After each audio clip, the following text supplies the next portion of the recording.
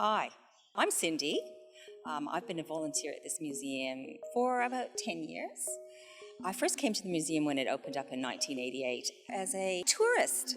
I didn't really become involved with the museum until my children had grown up, but I did bring them to the museum a lot when they were smaller. So I'd have to say that my introduction really to wanting to become a volunteer here at the museum was through my children, through the Star Wars exhibitions, the Lego exhibitions, its technology, everything that they were in love with, I fell in love with.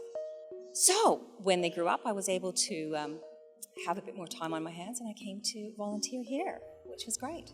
My background is in early childhood, so I was really interested in working with families and children, and that's how I got involved in storytelling at the museum. Because sometimes people just think, oh, well, a museum's just full of objects.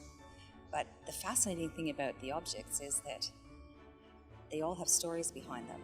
Some of my best experiences in the museum have been while children are listening to some of the stories I tell. Not only the stories from a storybook, but the stories about this beautiful engine, for example, about the airplanes in the transport hall, about the space, about the old television sets from 1950.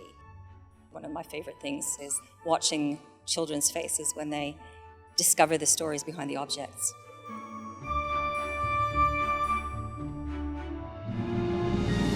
I was telling a story to a group of under fives in the transport hall underneath the airplanes.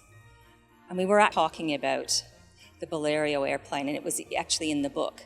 And when I got to tell them that above their heads there was a plane that was in the book, and just to see their faces as they looked up at the airplane and then looked back at the book, it meant everything to me.